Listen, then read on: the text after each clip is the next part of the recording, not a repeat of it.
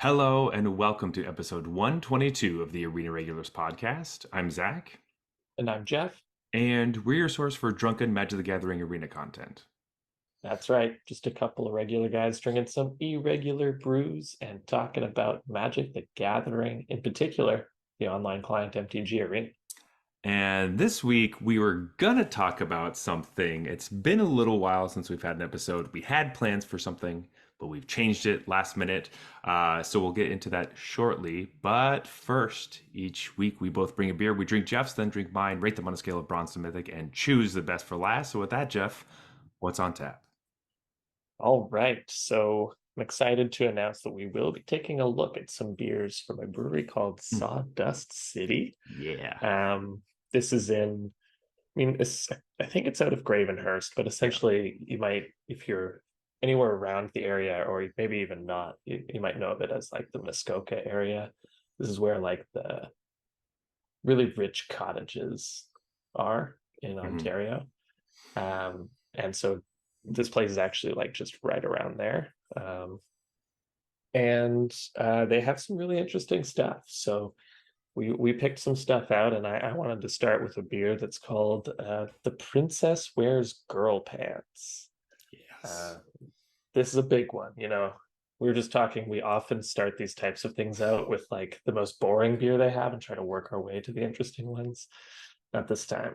This time we Mhm. are starting with a extra strong beer. It is a hoppy Belgian golden ale, and it is 9%.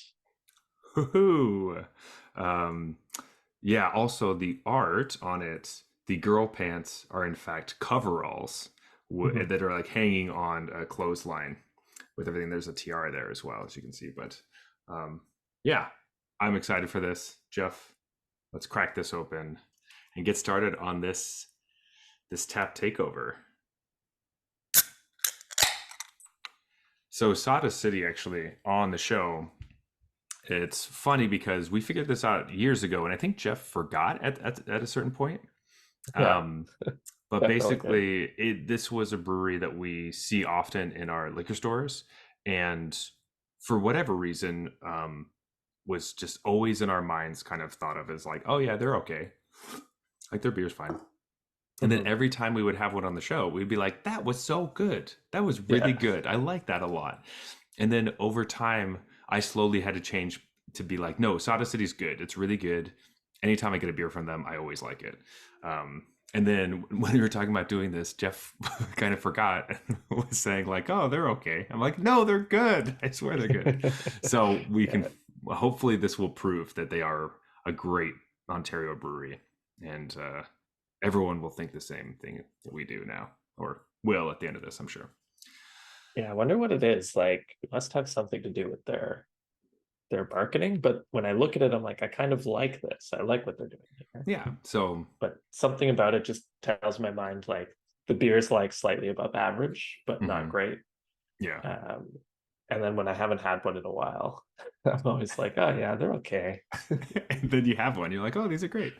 Yeah. So we'll see how these ones we drink tonight measure up. But we have some magic news. So, oh my gosh, drama! I love it. So, uh, Explore Anthology 3 and Historic Anthology 7 will be released on July 18th. The full lists came out, I think, yesterday. So we will be talking more about that a little bit later. But this weekend, the Lord of the Rings limited qualifier is happening July 15th and 16th. And then there's a qualifier in August, the 12th and the 15th, the 12th and the 13th, which is Explorer. So after this limited run is done, maybe start playing some Explorer to get ready for that. But Jeff, the kind Can I of, just say, and this seems like it should go without saying, but fans of the show or really of the game know that it does not go without saying. It's just nice that we see here qualifier weekend, most recent limited format, then bunch of cards added to a format, then qualifier weekend, that format that a bunch of mhm. cards were added to. Like, It's like it sounds weird to call that out because that seems obvious, but I think this is not the way they have done things exactly. in the past. So I was honestly expecting it to be alchemy or something. So, yeah, or like a flashback draft or something, you know, yeah, like just some inexplicable format choice. But this just is just like, nice. It's like the new cards come out 1 month later. You get to play high stakes with them. yeah. So, props to that. And that's continued. I'm sure that's our buddy, our friend. We know him personally, Yeah, William Hui Jensen. Jensen. Oh gosh. he's our friend. We don't know his name Yeah, actually, we don't but actually know how he's to say his name, but he's our friend. Anyway, Jeff, let's talk about the thing we originally said we are going to talk about at some point, which is Lord of the Rings, the set, and the cards, and the limited format. We had wanted to do a whole episode about draft on this, and then at some point had decided, you know what, let's not. And we just decided not to do that. yeah. But I do want to quickly touch on it because I was playing a bit of it, and it was a ton of fun. Actually, I had like kind of middling ideas on whether I thought it was going to be good or not, Hmm. and I have really enjoyed the experience, though I haven't been doing extremely well. So, which I've also been doing fairly poorly in the I was last. like, we need to break you out of this slump, I've been man. doing really badly in limited. It's been rough, but I actually enjoyed playing this one a lot more than playing Mom, which I was just bad at and didn't like playing the games. This was like interesting, a new twist on stuff with characters that were cool, and I knew some of them. Other ones I didn't know and still don't know their names. Right. But which is kind of how I like interact with Lord of the Rings. I like it. It's cool. I don't know all the characters' names, but I like the pictures. I would say I probably know most, like I have read it, but it was Hmm. quite some time ago. I'm not, I'm not one of the super fans that will read it every year or watch it every year or something like that. Um, but I have seen it all and I've read it all, so I think I would probably know most. Yeah, But I think there are probably some like super fan references in there that go a bit over my head. totally. And I think these cards specifically we haven't even talked about this at all, but most of the cards were kind of pulled from the actual books instead of the movies, Mhm. which I think is a really smart idea. So I think overall the set was pretty well like executed. Um, I've but long complained that removing Tom Bombadil from the movies was an outrageous mistake. yeah, and he's in the set. There you go. Yeah. Yay. But yeah, so limited format. It wasn't extremely balanced. There was some color disparity. Green in particular is really bad. To the point where people were kind of saying it was like as bad as uh, Battle for Zendikar, which, Wow. yeah, Jeff, I know you have lived through Battle for Zendikar, so you know what that was like. This was close. I don't think it was really exactly there, but I think the consensus was, yeah, don't put green cards in your deck, um, unless they're just like Hmm. little splashes, which was surprising to me. Um, as well, surprising and then also not surprising because I was then looking back at decks I had built and I was like, oh, I did happen to have green because there was always really open. And then, oh, maybe that's why I did so badly. Yeah, so I think, I'm just browsing the data. So, Zach was saying we decided not to do a full episode breakdown on this, and we just wanted to kind of call it out. One of the reasons for that is like because these cards aren't playable in the formats we tend to play, um, it's just like you really are just doing it for fun. It doesn't advance your collection at all. Mhm. And I was just having fun with other stuff. So I actually didn't play this format. And then we kind of talked about, oh, maybe I'll do a few drafts and then we can talk about it. But it felt like disingenuous in some way to try to break down a format that I didn't really know at all. Yeah. So we're just going to kind of talk about it. And there's the caveat that Zach has played some and hasn't done well, and I haven't played it. So, So we're not really giving advice at all. This is just our thoughts yeah, on it. any advice, you should know it's coming from someone else. It's Yeah. just stuff we've read or we're seeing in the data. Hmm. But the data kind of reflects this idea that green is bad. It's sort of the classic, like the green two color pairs are all the worst win rates. And then the mono green is actually not the worst, or mono green is not the worst win rate, but it's still kind of bad, which means like even though it's open and people are going mono green into it, it's still, you know, second worst or Yeah. something, which is like, okay, that's really bad. Normally, what you'll see is, okay, all the two color pairs suck. But then when you look at mono of the bad color, it actually does pretty well because the people who played that were the people who are wide open and it's Hmm. still playable. And this is like, no, Yeah. the mono green color still sucks. Think It's not quite about as bad as mono blue for some reason, but yeah. it's bad. Think about like in Kamigawa Neon Dynasty, red wasn't super good, but then if you played mono red, it was actually really good. Um, Exactly. I think in that one, mono red was one of the higher win rate mhm. like decks, just because the only people who played mono red were the people who understood how to do that and also Mhm. got hooked up. Yeah. Um, so yeah, uh, I did want to quickly say like best color is basically black, and then Rakdos is like really high as well as like Azorius and things like that. The spells deck, which is like classically blue red, was a lot of fun. That's actually the one I played the most because there was a lot of support for that, and some of those cards were sweet. But really, the entire experience boiled down for me was like the ring temp shoe is like the premium mechanic, um, as well as like amass orcs, which is just like something that we've seen previously. However, I think that was done better in this set because of the ring temp shoe. So the ring temp shoe is, as most of you have probably played it, it's very similar in my mind to like a dungeon thing where like the ring tempts you and then you pick a creature and that's your ring bearer and it becomes legendary and then it gets abilities for each time that you get tempted. But what's really interesting is that a lot of times when you're playing in draft formats, your small creatures tend to get kind of like edged out of the game the more turns are in the game. So like obviously your one power creatures are not really good against like 3 or 4 cost cards.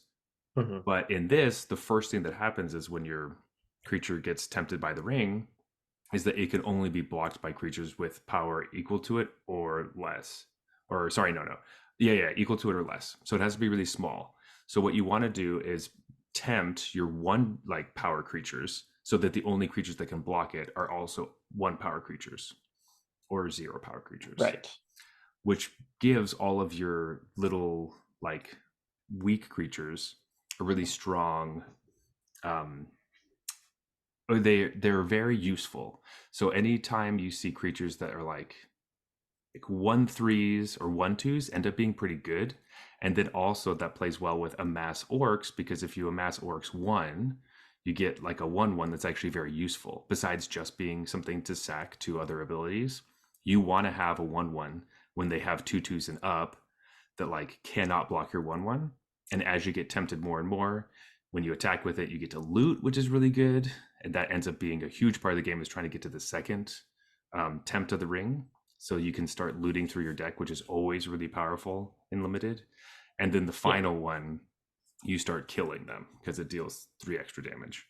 Um, but that interaction of just wanting to have one power creatures made like a huge difference in like gameplay for me that I was just really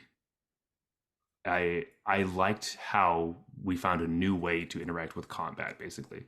Like we always say combat's one of our favorite things in Magic. Specifically limited is really focused around combat and this was a really great way of adding a new dimension to give longevity to those creatures without having to give something flying or a different type of evasion. Um, so yeah, I I thought that was huge. It is a little bit of a finicky thing where you kind of have to have a little cheat sheet to remind you what all the things do, which is not super like simple, Yeah. but I really liked it. and I think it worked Yeah. really well. And I think one thing, I want to emphasize as well that you alluded to there is like one of the weird things about Amass in the past was like the first Amass was great, and subsequent Amasses were kind of like, because Yeah. it's like getting a creature is so much better than getting a +1/+1 counter. Hmm. Um, Although in this case, like just going down further on what you were saying, like if that creature is getting abilities when it attacks that are related to its power, or abilities when it loots or something, I feel like it makes subsequent amasses feel more like relevant because um, that Yeah. was kind of the thing, is like you would always let your opponent amass a bunch and then like bounce the creature and just Hmm. And all the where value's gone. Yeah, and this one, it seems like it's not necessarily that you want to amass a lot, but it's like that 1/1 token in when you're playing like War of the Spark, it basically blocks for your planeswalkers, as well as like you can sacrifice it to different abilities. Mhm. This a mass orc does all of that, plus it can be a ring bearer and attack through stuff, and eventually they'll try to kill it, and then you can just amass with another card and get another one with some ability, and then try to make it another ring bearer or things like that. It Right. also doesn't have to be, but having that 1/1 or that 2/2 ended up being more helpful.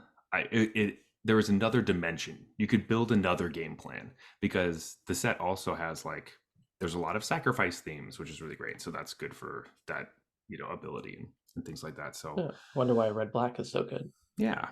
Um, so it seemed like what I heard from a few different people was like the types of decks you could build were there were a lot of different archetypes that you could play, even though you're missing like a color. Like there's a color you shouldn't play, but all the other colors had so many different interesting decks that you could build with them, even though they're the same colors, that it made the Gotcha. the play experience still very engaging. And I did the big pitfall is like trying to play the scry deck, which is the blue green one, which I'm always happy when the blue green deck is the worst, because I don't like blue green. And there are like some interesting things, and in the silver tiers those decks would like trounce people, and fairly early on in the format, because a lot of it is like when you scry this creature gets a +1/+1 counter, or you get to draw a card, or you whatever. um but the Yeah, deck. this is like kind of unheard of though. Like looking at 17 lands, Simic has something like 20, 22, 23,000 games, and it's sub 50%. Hmm. I don't think I've ever seen that. 27, like 17 lands, everything's all like the worst deck is usually 52%. Yeah, This is at 49 nines, so very. essentially 50, but it is below 50. And Yes. And can't remember if I've ever actually seen that before. well, that's good to know, because I knew that it was bad, and I know that obviously below 50 is bad, specifically for 17 lands, because people that have 17 lands on their computer that tracks their games are naturally just good drafters, because they are the type of people that want to engage in this kind of data. um but yeah. Yeah. Yeah, you'll usually see stuff like Esper. If you scroll down, Esper is bad, right? It's Hmm. 46.7. That's only a few hundred games. Usually with these like dual color pairs that have that volume of games played, uh, you don't usually see it sub 50, because, like you said, these players probably on average have like somewhere between a 55 and 60% win rate, Hmm. and they tend to know what they're doing as well. So like they're hip to the trends. They're not just like, this isn't counting all the newbies who jump in and say, "Oh, Simic is Hmm. open," and start Exactly. drafting it and just get smoked, right? This is players who mostly know what they're doing. So They all um, tried the deck and failed, and then left it alone. yeah, um or not even, yeah, because they kept trying tried. like Yeah, it a kept healthy trying. amount. Yeah. Rakdos has like 160,000 Hmm. games logged, but so they did move to Rakdos, but Yeah. yeah, they did give it 25,000 goes. um but but yeah, I think that the set was cool. I'm glad we got it on Arena. I didn't, I opted out of playing it in paper because I wasn't really interested in the cards, and I played on Arena. I have a fair, I don't know, I drafted probably like not a ton, but probably 8 or 10 times, Oh, that's um, pretty good. which is like low-ish for me. Um, and I don't really have anything to do with the cards, but yeah, I'm glad I got to have the experience, and I'm happy they made the set. And it seems cool. Um, And it I'm glad is. it seems like the worry with a set like this is they don't really care about it for limited. They care about it for selling packs of paper. Mhm, Um, but it seems like they still built a fun limited format, even though some of the hallmarks of that kind of design are there, like one color being mhm. like balance being way off. Usually that's what you're worried about, right? Like, oh, Yeah, they're gonna release this new set. They don't like the green cards they're making are supposed to be good in modern or something. They're not really worried about right. Yeah. making if they had to make that choice, should we make Samwise Gamgee a combo piece for modern or like an efficient creature for limited? Mhm. They're gonna do the first thing. But it sounds like people still had a lot of fun with the format. So they kind of hit that sweet spot of they didn't have to like tank the set for constructed players to make it fun for limited, Mhm. and they didn't have to tank the set for limited to sell the packs either. Yeah. Um, which was super nice. And like specifically, I think one of the cards people are looking at that was like, oh, this is a modern card or something, is like Stern Scolding, which is like a single blue mana for an instant that counters target creature spell with power or toughness 2 or less, which is like that's a great way to deal with like 1 drops and 2 drops and things like that. But it also works in the limited format. It was a really good card to the point like on turn 1, if your opponent was on the play and they played a island and said go, Yeah, don't you're cast like anything. you're thinking like I actually have to think about my first play. Do I want to try to just run this out and cross my fingers? Um, which that was cool. Like the other random counter spells that we get in like limited formats. There was one in like what was it was like another one that was like a single blue and it only counters cards that are like have converted mana cost 1 or mana value 1 or something. That was in Yeah, like right. It was like Phyrexia. spell snare, but crappy. Yeah, it was like Yeah, it was like mini spell snare. Yeah. minor misstep or something.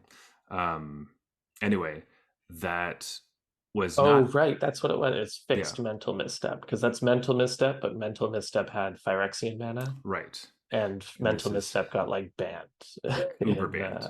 in modern Yeah, shit. and so Um, this was like the fixed nice. It one, was fixed. which was like fine. Oh, and then some people were even debating whether it's good and constructed, but it was horrendous in limited. Like Yeah, you don't play, unplayable. you can't play that Yeah, card.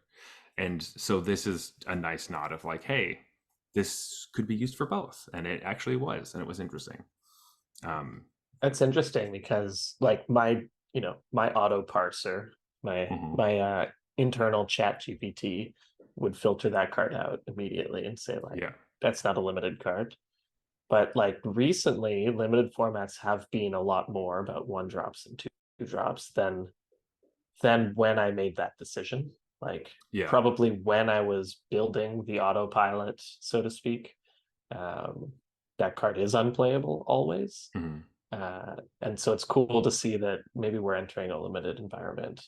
I know this is kind of a special limited format, but even yeah, still, like we are kind of limited is moving in a way where hey, maybe you got to think twice about that one. Maybe that one isn't just stone unplayable, and you should mhm, at least consider it. yeah. It's also specifically good in this format because people want the ring bearers to be 1 drops, or sorry, one Right. power or 2 power. Yeah. Um, Yeah. but it also like counters their 2 mana 3/1s, things like that. Um, I was just like, hey, I like this. And originally reading the card, I was like, oh, that's stupid. And I had the same thing that you thought too. I was like, I'm never going to play that card. It doesn't really matter. Yeah. But it actually having an impact on limited was really cool. And I was actually happy about that. So great job. good stuff. We have to say all the positive things right now because there's going to be a lot of negative things later in the show. Um, which I have some good things to say later in the show, but yeah, okay, that's good. the overall sentiment will be Hmm. leaning let's leaning negative.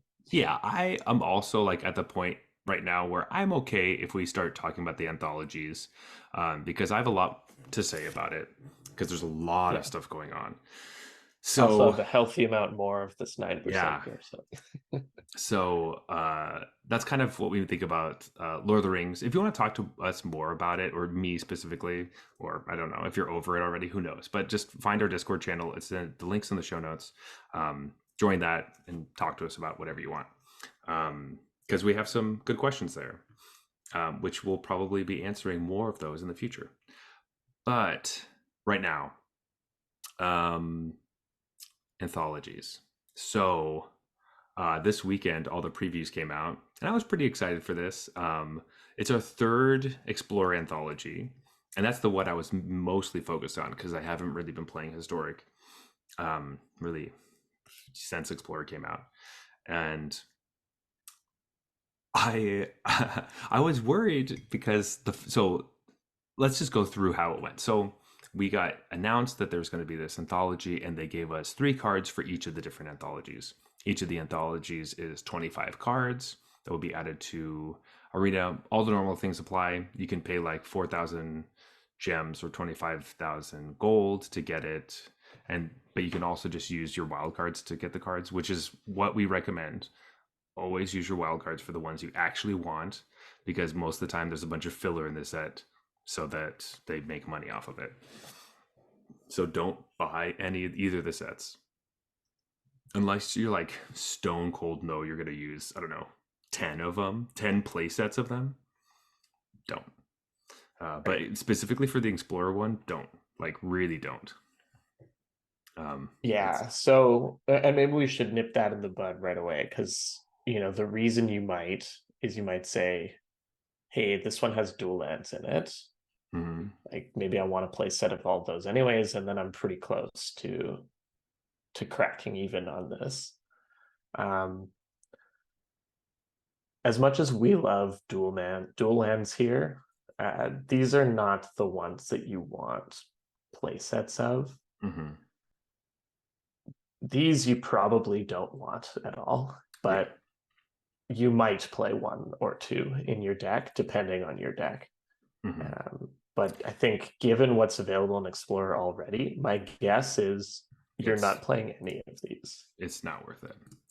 um yeah, the thing about it is that so the dual land cycle, and so for clarity for everyone, we always tell you, like, no matter what, always draft the lands. Make sure you have the lands. Lands are the most important thing. You play more lands in your deck than any other card for the most part. Like, get lands. You need lands. Um, anytime a rare dual land comes into play tapped because you need basics around to keep it untapped, that usually goes against why you have dual lands in your deck. Most of the time you want a lot of dual lands so that you have all your colors. But then if your dual lands are only good if you have basic lands, that means you have to play more basic lands, but that means that you won't have your colors. So they just kind of fight against each other a little bit. And these ones from Battle for Zendikar are just not good in our format. Yeah. Yeah, so they're generally you might care about the land types. In Explorer, we don't have fetch lands, and Hmm. that's kind of the hallmark of Explorer, something I think we'll talk about again later. That fetch lands aren't in this format, makes these Hmm. cards weaker. Um, but exactly, like it's such a double whammy for these cards to not have fetch lands because when you used to play these in standard, where there actually were fetch lands, Hmm. you could fetch the basics you needed if you were able to get away with that to play these untapped. Or if you're not going to play anything that turn, you could wait, hold up a 1 mana card, like maybe the spell you just talked about, counter Mhm. counter a creature CMC or a mana value 2 or less, you could play a fetch land, wait, if they cast something, fetch an island and counter it. If they don't, you fetch Prairie Stream, right? Mhm. Like that was the thing you did. And it's just like no fetch lands makes these cards, I don't want to say unplayably bad, because maybe like a blue white control deck that's just 2 colors and already wants a lot of basics for what it's doing. Like a lot of the go fetch a plane stuff that just Mhm. happens to be in that kind of deck. Maybe you play Prairie Stream there, but some of the like, is anyone playing Cinderglade No. ever? Like, No, you're not. just too damaging to your green red deck to have this come into play untapped, and it's also too damaging to have all basics. Like, Yeah. yeah. So, and that's a good point. That of the lands, I think Prairie Stream sees the most play in Pioneer, like currently. And we're going to keep talking Mhm. about cards that are seen in Pioneer because that is what we, the player base, expect from anthologies, specifically the Explorer anthology, is to get us closer to Pioneer, which is kind of the whole point of Explorer. And we'll talk about how we feel about that with each card, I guess. But I think that's good to say that Prairie Stream is probably the one that you will see played when you're like, oh, Jeff and Zach, fuck you guys. You said not to have this card, and all these people play this. Okay, that one you might see. But I bet you don't see 4 in No, you any won't see deck. four. You won't see four. Maybe you'll have one or two Sunken Hollows. I think all the other ones are not This one. card seems generally worse to me than Irrigated Farmland, for example, Mm-hmm. in a Which blue-white controlled is deck. basically the same thing, but could get you a card. Like it's better, cycling so much better in this case than like Right. maybe it's untapped. You know, like I'd much rather have a cycling land. Yeah. So with that being said, we this is one of the reasons why we don't recommend buying it because you just don't need four of a lot of these cards. Like Mhm. you just won't. Um, oh Do we man, get an explanation for why these were the lands that are a part of this, or so we don't have an explanation about anything. Apparently, there is a Q&A tomorrow on like a Discord that people were told about via Twitter that will oh, so explain it's like things. a panic Q&A. No, they always do this kind of thing, but like it's Oh yeah. so small that like it's you have to be part of the Discord to then be part of it. Yeah, first of all, you have to be someone who's on Twitter to know that there is a Discord that you have to go to, and then be on Discord to be able to go to this thing. So it's for very entrenched people. Um, All the question askers have like underscore Watsy in their names that they just yeah. forgot to. um, so yeah, it is strange. We don't really get an explanation of why any of these were decided. Um, but right off the bat, as we've seen with all the anthologies and every anthology that's come out, there's always been a few question marks, and they tend to be big question marks. Like, why did they do this? And usually the answer is historic brawl for some reason. Um, Yeah. tends to be that. Before we get into all of it, I do want to mention that that the different anthologies I think are specifically separated by the sets that they're in. So there are some cards that may be like it's technically in the Explorer anthology, but because it's Explorer legal or Pioneer legal, they put it in that one instead of putting in the historic one to be confusing. Because every card in the like historic anthology is not legal in Pioneer or Explorer, Right. and every card obviously in Explorer is legal in Pioneer. So that might answer some random questions. Be like for instance, uh, I think Cyclonic Rift is a very classic. Like this is a historic brawl card. This card sees like play and as one copy in a sideboard of one deck sometimes. You know what I Yeah. mean? Um, this is a commander card. This is for historic brawl Why is this here? I think that's a perfect example of like, because it's Yeah. technically legal in Pioneer. Yeah, and I understand why they made that decision, but it is frustrating because the Explorer anthology suffers for it for basically that exact reason that you Mm-hmm. just said. Like, they're obviously adding cards for uh, historic anthology or whatever, and a lot of that will just happen to be Explorer legal, and Mm-hmm. it'll just take up space. And then you kind of couple that with the fact that the Explorer anthology lands are somewhat worthless, like almost taking the slot of this is just more dual lands for Commander as well. Mm-hmm. Yeah. Um, it's just like what are we getting here as Explorer players? Like, So that's like there's like the allied lands that we're not really using, maybe Prairie Stream, but not. And then a sixth card, which is like Cyclonic Rift. Cool. Keep mhm. the list coming. What are the other cards that are just like big, huge question marks? Eidolon of Blossoms, that was another like marquee card that's like, hey, it's Explorer. This is even an enchantment card that like cares about enchantments, and I don't give a shit about this card because This is a this four is mana 2/2, man. Like, if you ever played a single game of yeah, Explorer, like you play a 4 mana 2/2, your opponent just laughs and wins the game. yeah. Like, And this is supposed to be your card draw engine. Like, come on. No, yeah. like this is a commander card. This is just because you need as many one of cards that do this ability, which is whenever you play enchantments, you draw cards. Yeah, like that's a good ability, but and you need a lot of them. But come on, And I no, know people are imagining like I have, I don't even know what to say, like two Jukai naturalists out, and then mm-hmm. I just go off, right? It's like, okay, but you're an enchantment deck. You have two Jukai naturalists out. Are you worried about that game or Yeah. It is like this card comes in a ton of commander decks already. Like it, this is just a commander card. Like that's just what it is, and people are used to that. I think this was like a standard player when it was out, Yeah, but I don't think because it's ever even touched an eternal format yeah, other than Commander. it might have had something to do with the fact that it came out in a set that was all enchantments. I Oh think yeah, that might be. and like what were all of the decks were dirtily Abzan decks. Yes, that's Yes, probably why. that makes sense. Totally. Yeah. Like I just I don't get it.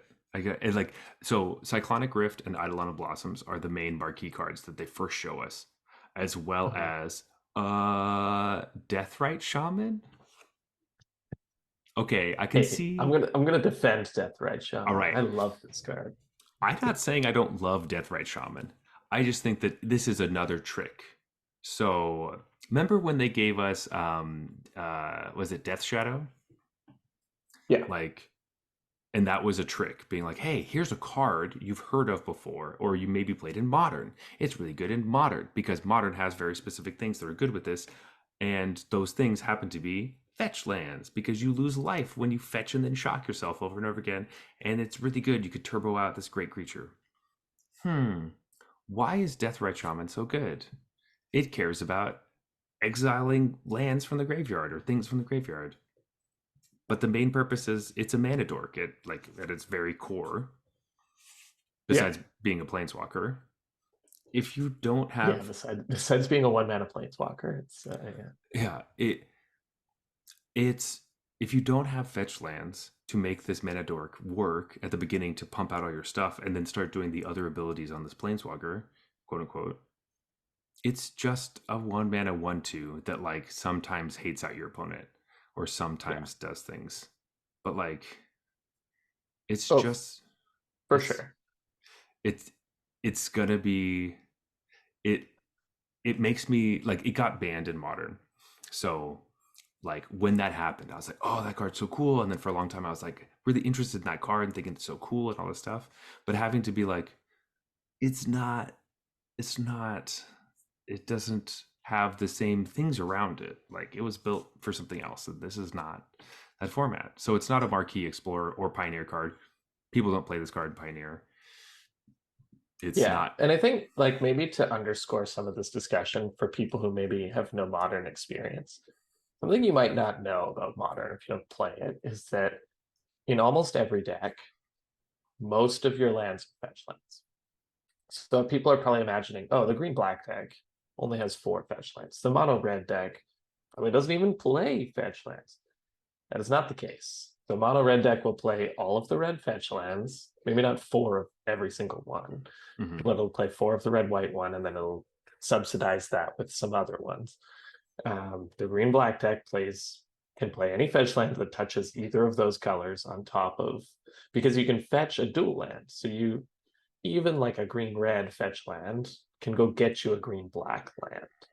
Mhm. So basically, the way what you do is you make most of your lands fetch lands. That way, it makes it really hard for you to flood out, because in modern you kind of want, depending on your deck, like 1 to 3 lands. And so you have this problem where you need to draw those lands. You need to draw enough lands to play the game, but you don't want to flood out. And so what you do is you play like 12 to 16 fetch lands and then like 8 fetchable lands or something. Um, and so this card was very, very commonly, like it would be pretty rare that this card was not a mana dork on turn 1, Mhm. because even if for some reason you had a strange hand that was just like forest this and no fetch lands, your opponent's probably leading on a fetch land. And so they're in this weird spot where they either don't crack their fetch land and do nothing themselves, or they let you rip. Mhm. And that's in a bizarre scenario to begin with, because especially if you're playing this card, you're probably even higher on your Pushing fetch on land all your count fetch than lands. normal. And so when we say like, oh, fetch lands really affect the power levels of these cards, like they really do, because they're most of the lands people play. Mhm. Um, and I'd like to say I didn't fall for the Death's Shadow trick. That I one didn't did. get me. When I it I came fell in, I for was it. like, this isn't going to be good. We don't Mhm. have the fetch shock combo. Uh, but this one, the funny part is they already tried this on us in Pioneer, right? Like Mhm. people already know this card's not good in Pioneer. Yeah. We already got fooled. We already got like bamboozled, being like, "Oh man, this card that was so good in Modern is Pioneer legal, amazing," and No. it's not. So now they're like trying it again, uh, and it's probably going to work again. Like Mhm. all of the people are gonna be like, "Oh, Deathrite Shaman, I've heard of that card," and I then need 4. the Give me Pioneer 4. players will be like, "No, no, no, no, no, don't get it." They'll be like, "You don't know what you're talking about. 4 copies. I'll trust a Modern player over a Pioneer player." Yeah. Like what? So, like, this card isn't even going to be good in Historic Brawl. Like, because you don't have fetch lands at all. Like, you have Evolving Wilds and, like, the ones from New Capena. Like, come on. Um, like, is that what you really want to do? Um, it's not really even Right. good. It's not You gonna. should think of this card as like the reason it was good is that it was Llanowar elves with Mhm. extreme upside. It could be cost for black instead of green. It has an extra point of toughness, and it does 2 extra activated abilities. Mhm. Think about how good Llanowar elves is. That's what made this card good. It was Llanowar elves with like 4 extra things. If it's Yeah. not Llanowar elves to begin with, the extra things are all really just extras, right? Like plus Yeah. 1 toughness, a little easier to cast, has these 2 abilities. And so if it doesn't have that base of being an already great card, it's really just nothing. Yeah. It's really nothing. It's like a shitty scavenging ooze. That Like, being said, I'm gonna play this card. oh god, Jeff, you're so tight on like rare wild cards. Like, don't Yeah, do it. I know. This is why. It's Yeah. stuff like this. This card But doesn't I even it doesn't even hate out like the graveyard decks. Like it doesn't even exile artifacts. So okay, like but I the deck I play mhm, is a um is a Sultai self-mill deck that sure. is trying to like, it's basically built all this self-mill in to hit delirium as quickly as possible. And I don't mind exiling my own lands because I often have 2 minute lands in my Mhm. graveyard. And the deck does kind of need a 1 drop. So what's going to happen is I'm going to craft this card. I'm going to try it. It's not going to be quite as good as it needs to be, and I'm going to remove it. But I'm But excited to go through that process. you know what the best case scenario is, that you craft this card, you play it on turn one, and they use their fatal push on it, and then they don't hit your 2-drop. So Yeah, that yeah, so that's another sneaky. that's basically what's going to happen. But Um, I'm just what I'm imagining. It's Deathrite Shaman, right? mhm. Turn two, Wayfinder, grab a land, mill a land, exile that land, thought sees you. And to me, I'm like, I could live with that. I could I live with mean, that outcome. It is definitely like best case scenario thinking, which you're yeah, not supposed to do. But that sounds cool. Worst case scenario, you attack them for 1. So, and that's what it does, and they don't use any removal on it. the Oh worst case gosh. scenario is like I get stonewalled by something with 2 toughness, and my Mm. card does nothing all game. That's actually that's probably what's going to happen. Another great thing, I could block Swift Spear on turn one with this. You know, if I go this and they go turn one Swift Spear, block. Sure. That's true. You Huh? could. Pretty Yeah. good. Save myself 1 point. That could be the game, yeah, Yeah. there you go. It's all, that deck. And then they'll have to shock this because it says gain life on it. Yeah. I They do can't want afford that. to remind you that like mono red is not really a deck in Explorer. They're playing that in standard. Um it's not good in Explorer. But Not yet. okay. All right. Well, we'll have to find that out. But that's I'm actually very happy we had that conversation about Death Ray Shaman, because I was very low on it, and now I'm even lower. So sweet. Don't Um, get me wrong. This is not going to be a pioneer, like an influence on the Explorer format. It's no, going to be an influence on my wildcard collection personally and my deck. yeah, it's for Bruce. Yeah, But with that, Jeff, but I do like the card. So I think it's okay to give people a card that they like, yeah. even though it's not necessarily going to be good. Hmm. Like they know this card's not going to influence the format Hmm. because they have the data in Pioneer. Hmm. Um, but they also know people kind of like it. They just what remains to be seen, I guess, as a little segue into the break here, Hmm. is did they give us cards that we're going to like and they know are going to strongly influence the format? We will have to find out, but we'll figure that out after the break. So, Jeff, let's go on a beer break, and I guess look at the cards then. Yeah. Cheers. This beer break is brought to you by our patrons over on Patreon. That's right. You're already supporting the show just by listening. But if you want to support the show even more, our Patreon is the best way to do that. Plus, you get to vote on your favorite co host by clicking the big Buy Jeff a Beer button. No, actually, you should go pick the Buy Zach a Beer button. We just Uh, get rid of that one, actually. Yeah. no, Jeff, we have whatever. Anyway, just go to patreon.com/arena regulars to vote on your favorite host. Or you could vote on us in the Discord channel. I'm sure there's a way to do that. Best way to find that is in the show notes. Yeah, just go to our Discord and just say vote for Zach. I like that. I think we should Yeah. have more people vote for us in our Discord. I Right? like that. Let's I'd add be a on channel. board. Let's add a channel. Yeah. Um, I don't think I but want to see these results. I'll block it. I'll mute it. actually, I'm sure in our Discord you'll be more popular than me. Anyway, let's talk about the beer I'm bringing from Sawdust City for this week, which is the one I was most excited for. So I'm just putting it right at the beginning. I think it's the first one I picked that we're gonna do. It's their Strawberry Sunday IPA. Ooh, baby, It's it's gonna be another classic, like you make me drink a pink and or purple beer. yeah. So it's a obviously fruited Sunday IPA. It has Amarillo as a Azaka. Wow, why am I always bad at like the hop stuff and Galaxy hops? Um, it's 5%, but anything that looked crazy and weird is always what I want to do. So, um, all right, we just had the 9%, so let's go into this this tamer version Fair of enough. a tamer version of the last beer. No, this is gonna be nothing like the Yeah. last beer. Yeah. Oh, mm.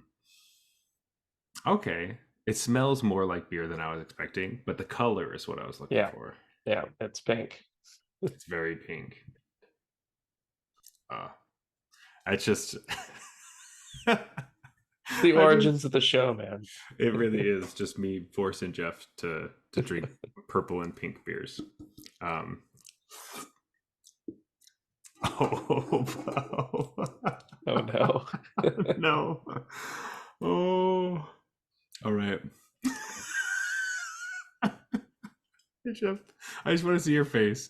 I don't know if you can see this. Yeah, it looks kind It's of orange, but it's very I pink. know, yeah. All I right, mean, that's the cheers. weird thing about cameras. My background is Mm. orange, not red.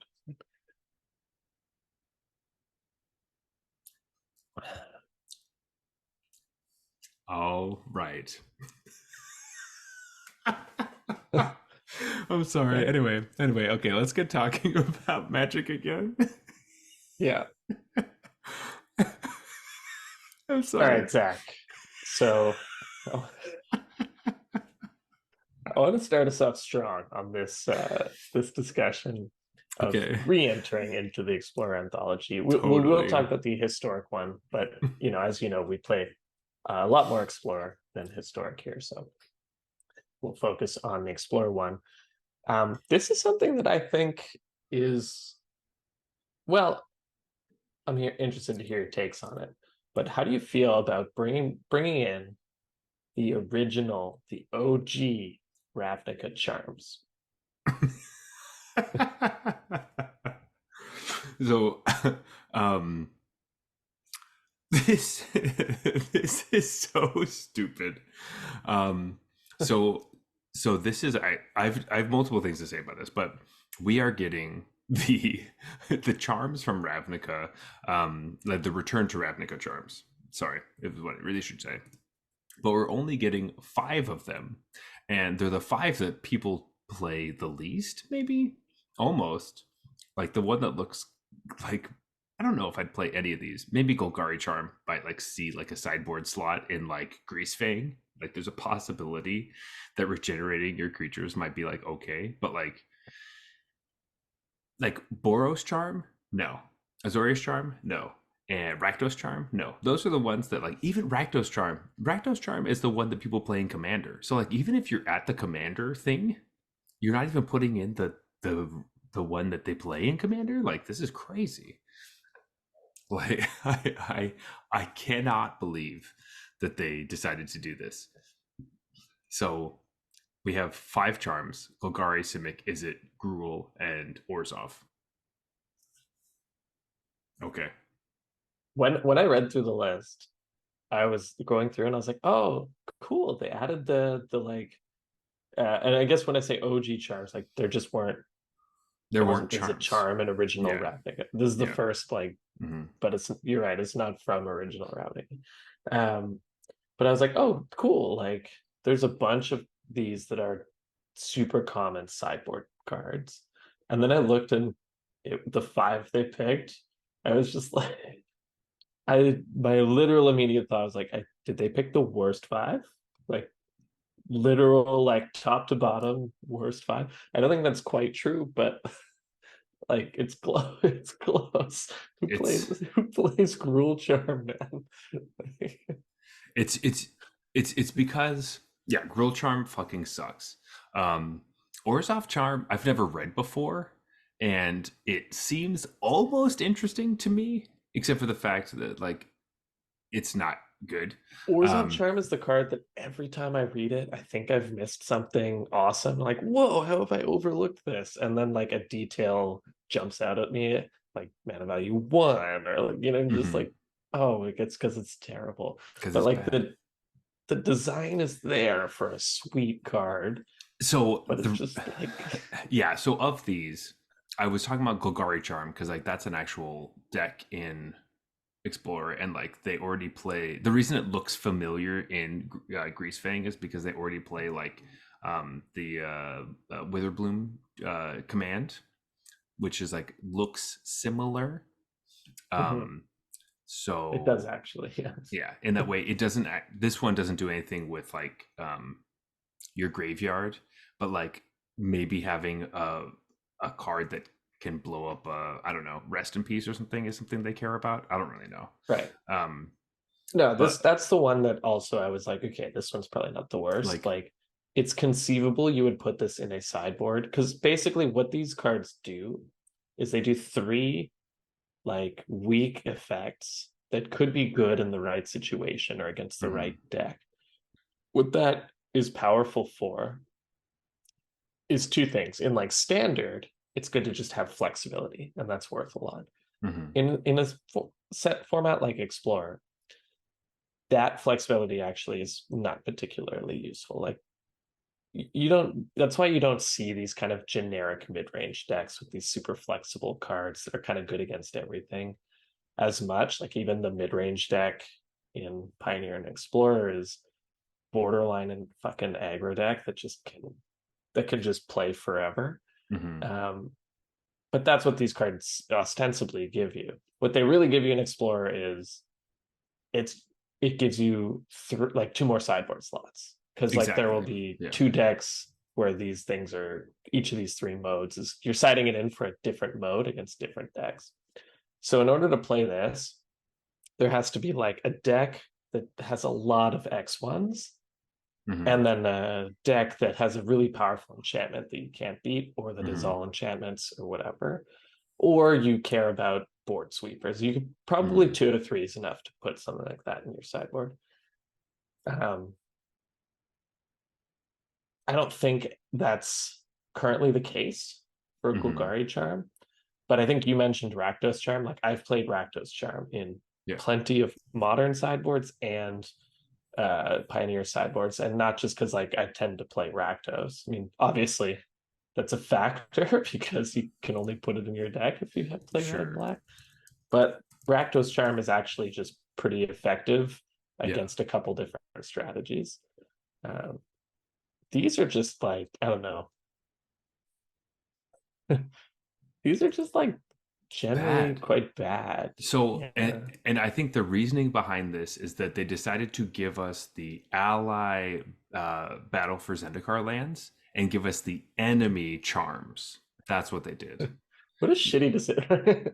We're gonna give you because we gave you these garbage lands, we're gonna give you these These crappy are- charms to yeah. compensate for us. Like, All right. So, how many cards are just useless right now? So that's 10 right off the bat, yeah. plus three more basically. So that's So 13. I do want to say, this is why I actually led on this. Okay. So I was making fun of Gruul Charm earlier, but actually, I think Gruul Charm might be a secret hint from Wizards because Gruul Charm actually combos with a card that people have just been clamoring for and like asking for an Explorer, but have not gotten. And that's, of course, Dubious Challenge because it at instant speed lets you get all cards you own, right? So you go, bam, Dubious Challenge. They think they're getting the better creature. Joke's on you. It's Mhm, all mine. And so you build like this really cool, like 6 mana collected company. And mhm. it's pretty awesome. So I think the fact that Gruul Charm is in this is actually a plant that For, Wizards has heard us. yeah, They've dubious heard our challenge. cries for Dubious dubious challenge challenge. will be coming in the future. Spoiler That's right. alert: dubious challenge is not in this anthology, which is No, another slap which in the is just face. like, yeah. But But I'm okay with this one because of the Gruul mhm. Charm being like, hey, it's coming in the next one. I see, I see. All right, perfect. That's really good. Um, but anyway, so that's basically 13 There's no cards. other reason to include Gruul Charm, so I'm Yeah, psyched. it fucking sucks. Um, Man, we've been talking about some bad cards. Jeff, let's talk about a Yeah. card that is actually good and is actually a Mhm. card that you're going to play and basically is one of the best things about these anthologies because this card is free. Like when we talk about free cards, I mean like all like jokes aside with the charms, at least they're uncommon. So like they're free. Like you can Right. get Yeah. them if just get them if you want them. Like do it. Mhm. So those ones, go for it. another card, go for it, that Jeff is all over, and I know he's just going to start playing Explorer, and he's going to play this deck constantly because this card just got added, which is Shrapnel Blast. Um, it's an uncommon, and they kept it as an uncommon like they should, because why would you upshift rarities of these cards? Yeah. But get 4 copies of these. Jeff is go to our Discord because Jeff's going to post a Explorer like Rakdos sacrifice deck with Shrapnel Blast. I've played this card in Pioneer, Yeah, so I've got to it, play it in yeah, in Explorer. and I think the deck is actually good too. So like Shrapnel Blast is like specifically for us. It's not really a deck that's like in Pioneer. People don't play a ton of Rakdos sacrifice. Mhm. Um, Jeff does, and Yeah, it's the best card for Jeff, and it's going to be a lot of fun. So, yeah, like, we've been shitting on this, but thank you for giving us the Shrapnel Blast. Like, that's a nice little I thing. love it. I'm going to steal Jeff's deck to play it for a couple Yeah, weeks and then stop. But specifically, like, yeah, it has to be the Anvil version, right, for this one. mm-hmm, But it just gives the deck a bit of reach because mm-hmm, Anvil tends to ping, ping, ping, gives you the cat, gives you, you know, like you can pretty realistically get your opponent 10 or below, yeah, and that's all just you with need. triggers that happens. And then this is usually your savior because a lot of the times people start to stabilize. They especially if they're prepared for your plan. This Mm-hmm, is the card where it's just like, your opponent, you get into those situations, your opponent's sitting there like, all right, well, as long as I don't draw a shrapnel blast, I win. mm-hmm. And then you And draw then shrapnel blast too. yeah, because like Um, if you get him like it gives you the reach that like when you play against like mono red burn decks, you don't want to go below 6 because 6 is 2 lightning strikes away from dying. So this gives the the Rakdos Sack deck the reach to be like, you don't want to be below 10 because 10 is basically 2 shrapnel blasts away, unless you can get rid of all their artifacts. But like it's kind of hard to get rid of. You're not going to spend stuff getting rid of blood tokens. Like you just you yeah, just won't. Um, that's a stupid line to take. I think. yeah. I think you'll just lose to something else. Yeah, Like exactly. that'll be which I think is worth pointing out. That's an extreme example of something a lot of people do, where it's like, I don't want to lose to this card, so I'm going to overcommit to protecting myself from that card, and then you just lose to like their grizzly bears or whatever. Like you Yeah, just lose to exactly. whatever standard stuff is in their deck. Yeah, You their go, death right oh shaman. yeah, if I hadn't like wasted 3 cards to deal with shrapnel blast, hmm like I probably wouldn't have lost to those servos or Yeah, whatever. like all that shit. Yeah, the servos is literally like kill the servo. It does the same shit. That's Yeah. so funny. But yeah, this we don't often get to applaud wizards, but like thank you. This is Yeah. one that wasn't on many people's lists as far as cards we wanted added to explore, but it actually means a lot to us specifically. So, Also, one of the first decks I did well in on a MTGO PTQ. This is going way back. I think I came in ninth, but I played a blue red control deck built around Shrapnel Blast and Dig Through Time. So basically, the deck was just like sort of your typical blue red. It was obviously a complete homebrew, but it was like blue red. Um, it just played like counter magic, draw cards, damage and stuff. And the plan was literally like, I have Darksteel Citadels and stupid eggs that don't matter to me, and I'm gonna mhm. shrapnel blast you out of the game. And the sideboard plan was to side in the scissors. Okay.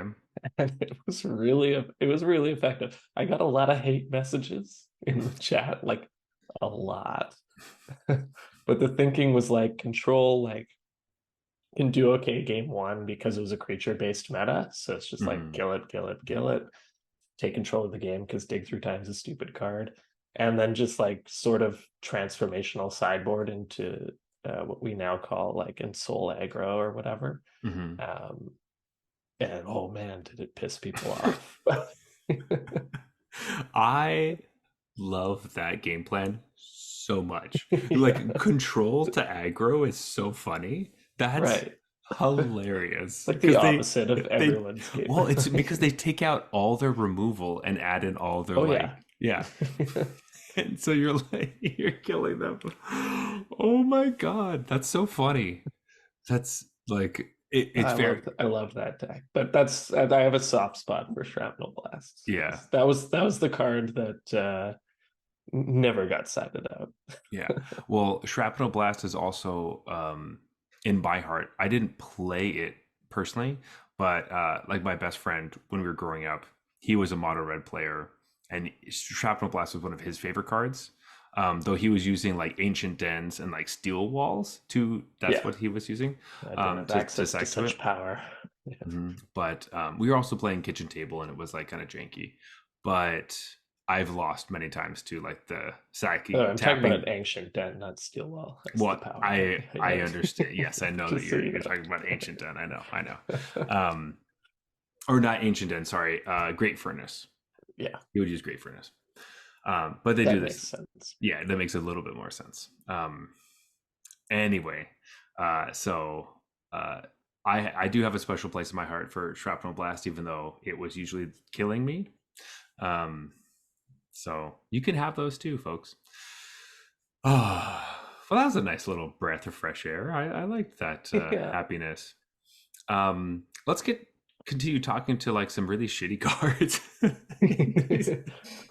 So do we want like we could interlude it and we could rapid fire through some like pairs of cards they added for very specific reasons that are like deck specific. Sure, like Uh, I mean, like that are actually good.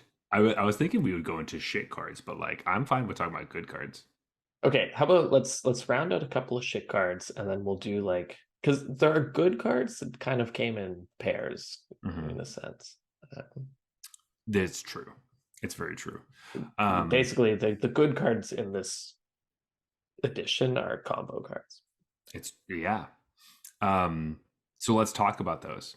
So the best thing, as we're on this like kick of like good cards, the best thing we get and the real meat of this Explore anthology, if we get anything, is I we already know where this is finally going. got a real deck and a deck that won a pro tour 6 months ago.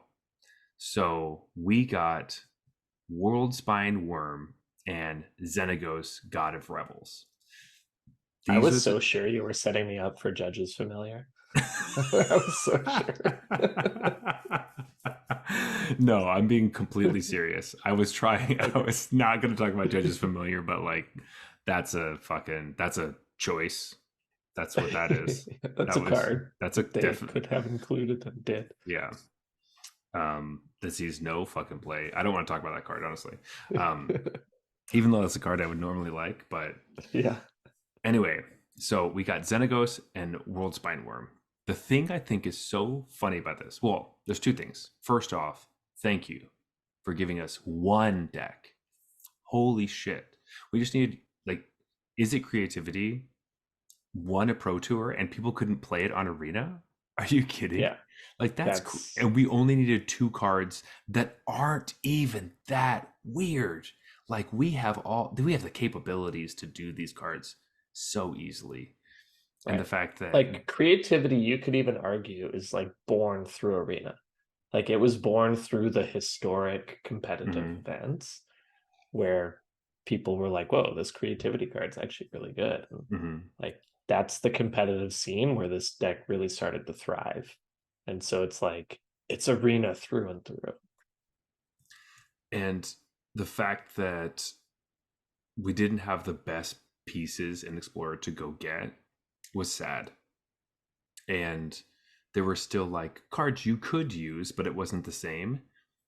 Like they should have, I feel like, emergency added these. Like it just seems ridiculous that it took so long, especially because when we start talking about cards that they didn't include, we may be talking about certain like mechanics and things that like they don't want to code. They could have done this. Like there's no Yep. reason they couldn't have done this. Um So we have it now, which is great. And is it creativity is going to be a real deck and explorer? You're going to see it a lot. This is the meat. This is the deal. Though, I just know I'm going to jump into my first Explorer mhm, uh, league or event, whatever, yeah. and number one match is going to be like Reader Rabbit, just getting You're like gonna play blue like Mountain for Island. sure. Like, oh, I'm going You're to like, concede this one. oh Yeah. nope. Uh, yeah, that's Reed Duke, by the way, who won with this deck. That's what we were laughing at. The thing about this, though, in the Explorer Anthology, is that don't buy it because you only need one copy of each You of need those one of cards. each. Yeah. You don't need 4 copies of Xenagos, or specifically the world's. Don't get 4 copies of the worm. It's Like, true. Actually, that's making me think that this is not something I want to dive deep on, but like, is the reason these are being released here for more of that like wild card pissing value that we talked about earlier, where people are like, "Oh, that deck won a pro tour. I should buy mhm. this," and like, no, you just need one of each. You should absolutely not buy this. You know what I'm actually thinking as we talk about this?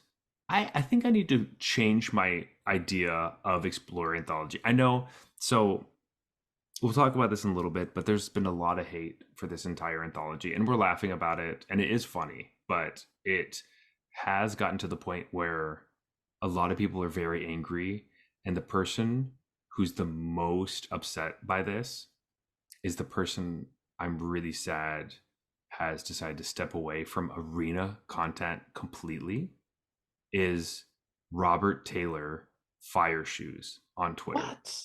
Oh Fire no. and Fire Shoes, if you know him, is on top of every event, always posting deck lists about things that are happening. Anyone who gets a 7-0 win or 7-win run of anything, or like you win your league, you tag Fire Shoes, he reposts it. He's on top of everything. He cares so much. He's always keeping us up to date about tournaments that are happening, who's winning, what the top eights look like, everything. And this specific anthology made him so upset and frustrated that he says he's going to take a break from arena things, and he's not retweeting stuff.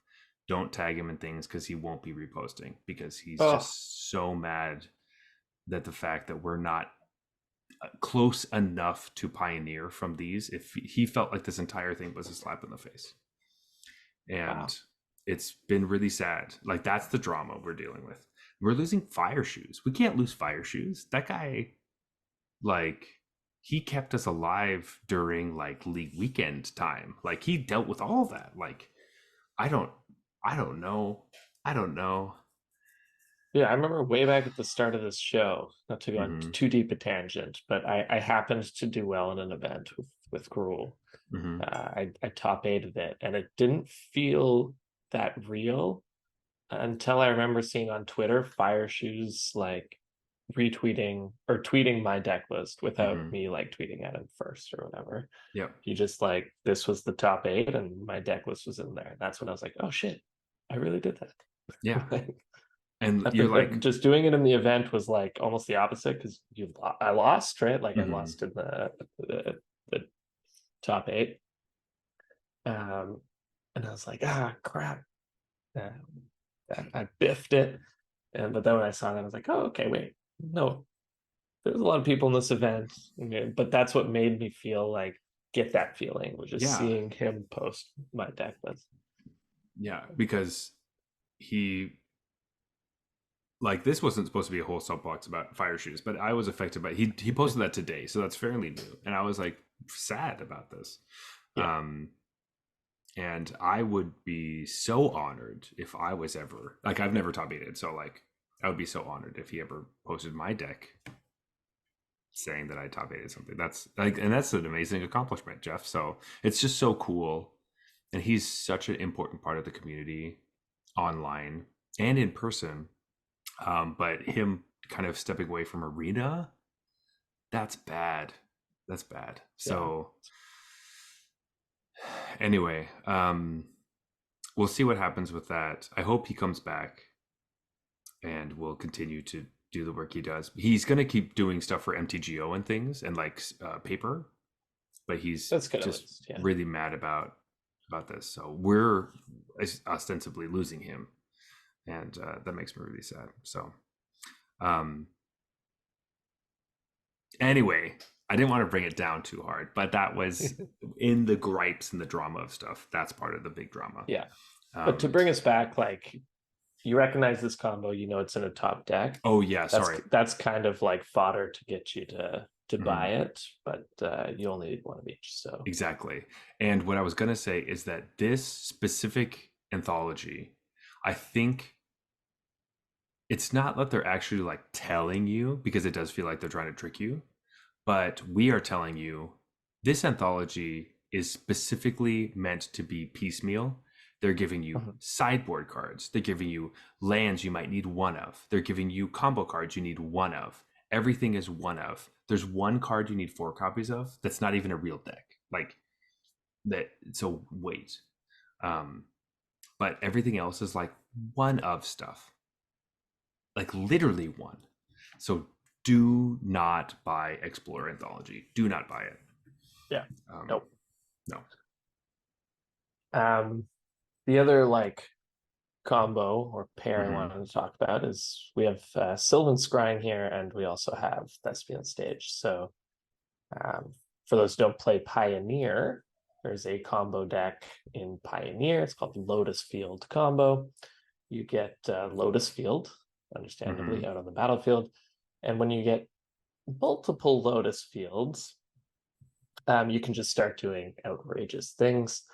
If you use Thespian Stage to copy Lotus Field has the downside of when it enters the battlefield, you have to sack 2 lands. Um, Thespian Stage copying it does not require you to do that because Thespian Stage had already entered the battlefield. Um, and so that's basically it. That's the whole combo. Mm-hmm. You have a land with a huge drawback that can generate 3 mana at a time, and another land that can copy that, avoid the drawback, and still generate 3 mana. Yeah. And then everything else in your deck like taps and untaps shit, and Mm-hmm. you just go off.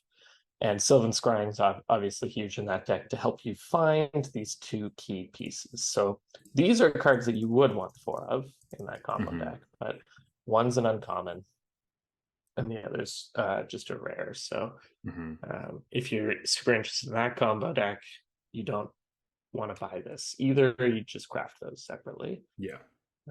Um, So this is a good, like, is a good way to get us closer, yeah. but as opposed to is it creativity, you will not be seeing Lotus Field combo on the ladder or in events. Missing hidden strings, right? Hidden Strings is the most important card that we're missing from this deck, because Hidden Strings is like a 2 mana sorcery that taps or untaps target permanent and then taps or untaps another target permanent. So that's when you get to untap both of your Lotus Fields. Yeah. And this is what keeps you going. I mean, it's a ritual, right? Like Yeah. basically, Wizards realized rituals are too good, and this is like a deck that has turned other cards it's created into Mm-hmm. rituals. That's the whole engine here. Mm-hmm. So we don't get rituals now, so we have to do it. We have to Yeah. do it the hard way, but turns out it's still good. Yeah. So the idea behind Hidden Strings, that was only half of the card that I read. So you tap or untap something and then tap or untap something else. It costs 2 mana, so it ostensibly is free. It's like helps your storm count or whatever. Doesn't really matter. The other part of the card that doesn't matter in Lotus Fields, but is probably the reason this card was not implemented, is because it has Cipher. Mhm. And so Cipher is just when you play the spell, you exile it and you like encode the spell on a creature you control. And when that creature deals damage to like an opponent, you get to copy the spell again without paying its mana cost. So like originally this card is like target creature, when they deal damage, you get to untap 2 lands. That's kind of what it does.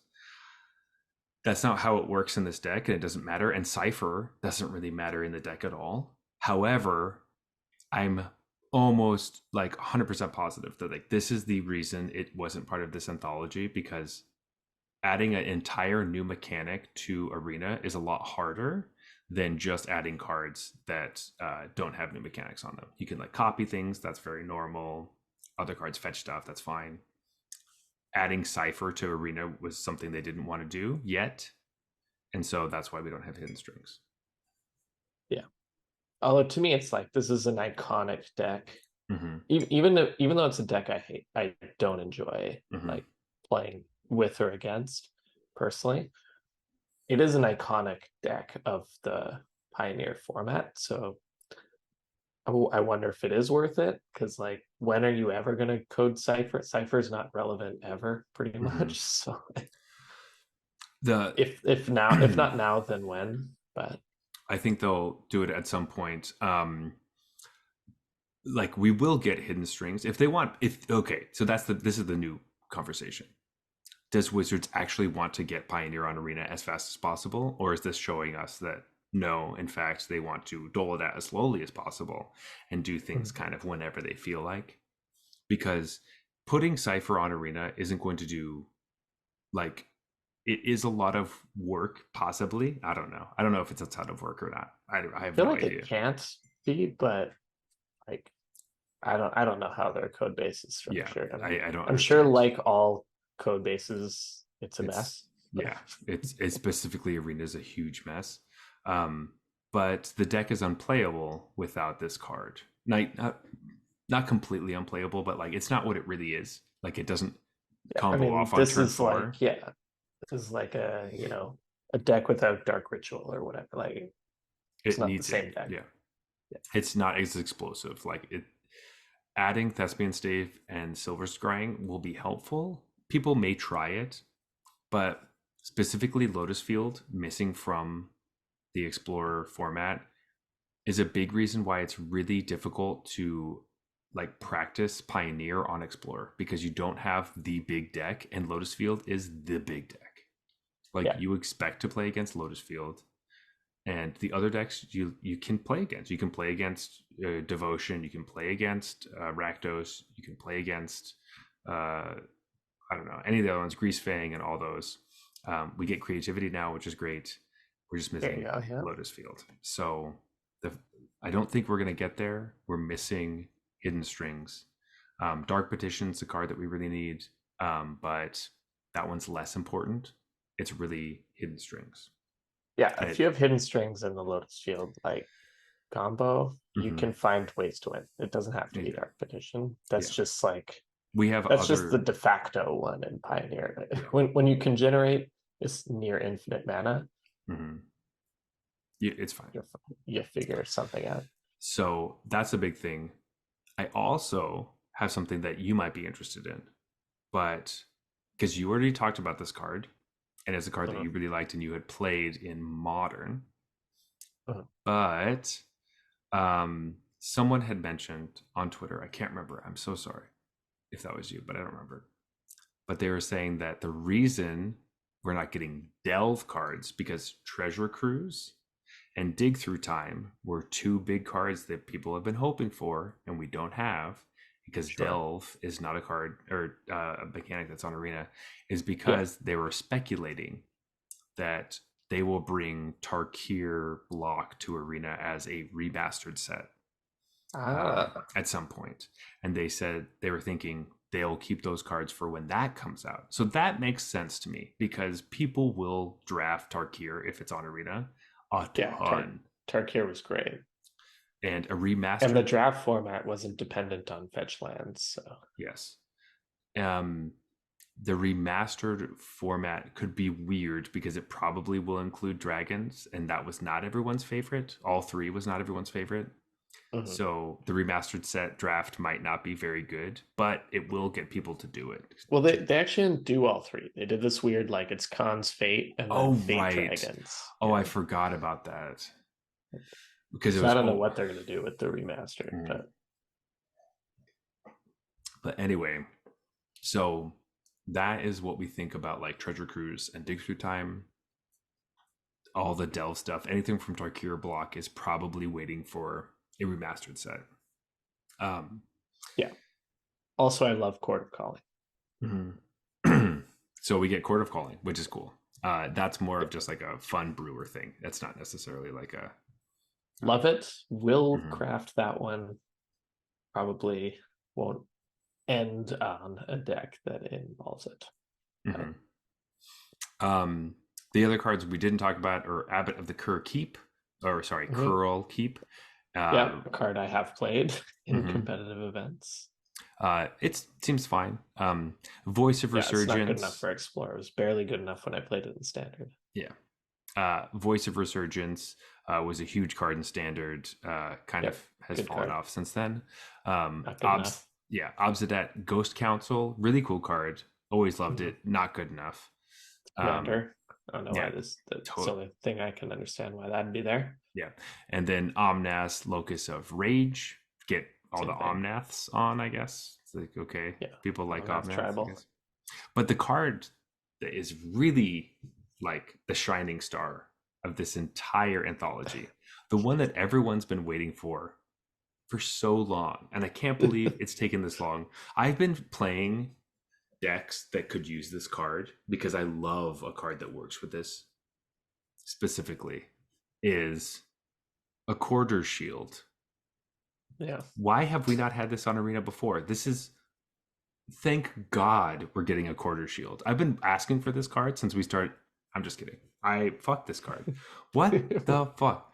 So I love SRAM decks that like care about equipment coming into play, and a quarter shield is good because you can play it for free and you draw cards. But Yeah. like that's it. There's nothing beyond that. Like, Yeah. And again, if this were like a insanely popular and high tier strategy in Pioneer, cool, maybe, and this was the only thing that's missing. Okay. sure. Um, just a reminder because it we haven't read any of the cards I'm tonight, but sure our listeners know what a this quarters shield does. a quarter shield is a 0 mana artifact equipment that says equipped creature gets +0/+3 and has vigilance, and the equipped cost is 3. I'm sure our listeners remember drafting M14 and passing this card. Mhm. Yep, definitely they remember that. So this is specifically the card everyone's mad about. This is the card that Fire Shoes leftover. This is the card that ruined everything, and it will have that tarnished on it for a very long time. I feel like this is such a joke. This card came out. It it it's worse than Judge's Familiar. Like if Judge's Familiar could have kind of been this card, but people could have a case for it. This one is the one that's like, why is this part of Explorer Anthology? What does this do? Nothing. This is useless. No one will use like great, it's on Arena. Awesome. I want all the cards on Arena. Totally. This is so stupid. Yeah, this is And not the time or place to no, add this card to the format. it took us like 6 or 7 months to get another anthology, and this is what you give us.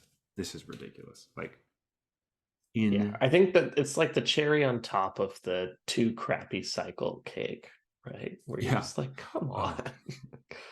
You've already given us so much junk. Mhm. This also had to find its way.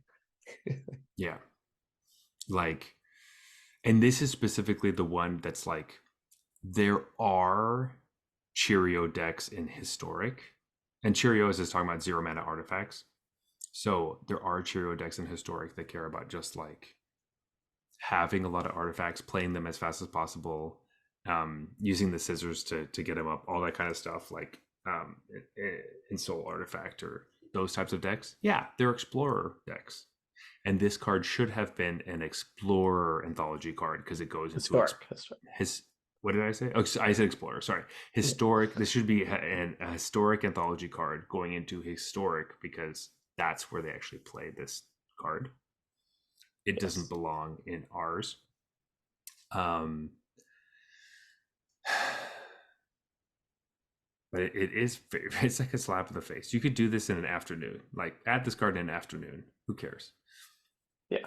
Like Yeah, this is the cherry on top to the really questionable decision making on this. Like, yeah, don't buy this. don't buy At this. most, you'll probably use 3 wild cards. on this, and that's if like if this It, set happens to really speak to you and yeah. it takes you in the exact ways that you want to go. Hmm. 3 wild cards would be fine. So Yeah. don't buy this. Don't buy this. I honestly just want to say, like, we aren't talking about historic anthology at all because it's all of it is like historic brawl stuff. Like, I don't even want to go into it. There's some like lands that are good for That's all I was going to decks. say is the lands in the historic anthology are actually good lands. Mm-hmm. And so maybe you're interested for that reason. Because you would want to play those. Yeah. And otherwise, there's a similar thing, right? Like a cycle of lands and then a questionable cycle, Mm-hmm. which is the Titans. I've played Sun Titan in Modern, but it was not advisable at the time. And Yeah. it's still probably not advisable. But All of the Titans are fun in Commander. So right. And then everything else is a big question mark. Like this is all a who's who of like weird cards that I've played before, but mm-hmm. probably shouldn't have. Like You should craft 2 sets of. Unearth because Unearth is fantastic and it's a common. So Yeah. those are free. And the only rare I really care about is Giver of Runes is good. Um, Yeah, Giver of but Runes is good. That's true. but I've played like Bloodcast is also a good card. I it don't know if there's is. a deck for it. Mm-hmm. Uh, But overall, like it's Tooth and nail. What? yeah, Tooth and Nail. That's a commander. Like that's a commander card Sort from of like fire. 6 years ago. Yeah, Like that was like good. That was Tooth and like nail was a pretty good like competitive card. in I want to Mirrodin. say in standard. Yeah. Uh, What a- in standard, after 2000 they and banned the good stuff from Mirrodin in all standard, right. then So Tooth and Nail yeah. So really shined. Tooth and Nail is the Bone Crusher Giant of Mirrodin Standard. Is that what you're saying? Yeah, except the Bone Crusher is like way better and is actually craftable. So. Because yeah. Anyway, um, I just honestly want to like say, hey, we're all in this anthology thing together, and I'm sorry they suck so much because the reason it hurts so bad is because we've been waiting so long. You know what I mean? Like, The thing we can do is not buy them. Don't mm-hmm, buy them. Like you can craft some of the stuff as you see fit, but the way they're like doing this is it feels very gotcha. It's mm-hmm, like they're trying to it feels like they're designing these to get people to click the button, but they don't want to give out the value, which is a mm-hmm. little strange because like they're not really giving out value. Like it's always Anything been the weird thing about Magic. It's like you you're don't. just handing us like stuff we already want, but you just don't want to actually hand us stuff we want for some reason. Mm-hmm. You want to like trick us into buying stuff we don't want. Um, I but don't yeah, know. that's what these kind of have always been. Mm-hmm. They've usually been a little more like there are actually cards you might want. I think like the Explorer Anthology 2 actually had like it had Nykthos and stuff. It had Yeah, Mutavault. Like it had some stuff you yeah. might want. It had cards. It Um, made like spirits a real thing, and like we got yeah, it had cards. obviously Seder Wayfinder completely Mm-hmm. changed the entire metagame. So um, at common no less. So it was like, Yeah. but this one just feels like you're a bunch of shitty lands and a bunch of Mm-hmm. weird charms. It's like Okay, thank like you. this is proving that Wizards does not care about getting Pioneer on to Arena as fast as possible. They just want to string us along. It's gonna take like we they could have literally like instead of a quarter shield, they could have put in Glade Cover Scout, and then you have a new deck. Like if we had Yeah, Glade Cover Scout, we could play auras. Like, and that's it. Like that one common change could have changed, like got us a huge step closer. Anytime we get an entire deck into the Explorer format is well, big. this is better because a quarter's shield is actually an uncommon. So It's, it's Oh, more sure. value this way. More, totally more value because the common and uncommon wild cards actually Plus, I matter. don't have to play against fucking Glade Cover Scout. So. But I want to play Glade Cover Scout. Especially And since they gave us the natural counter of Golgari Charm to the Glade Cover Scout. so there, yeah, for sure. Um, kill it just like on turn two. Like, there you go. That's fine. That'd be interesting. That adds something. Like, let me play auras.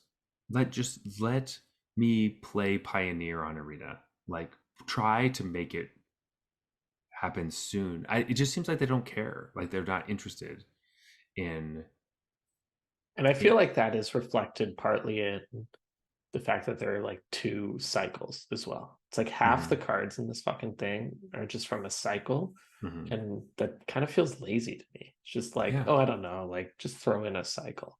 people like that, and it's like all Yeah, like those are commander stupid shit that people would like. right. But like, Especially cycles that like nobody plays. Like, or it's like, oh, commander players like charms, right? Here you go. But like, commander right, players don't right, actually want this shit. Like, this isn't right. making Nobody people. wants these No. charms in particular. These five cards, right?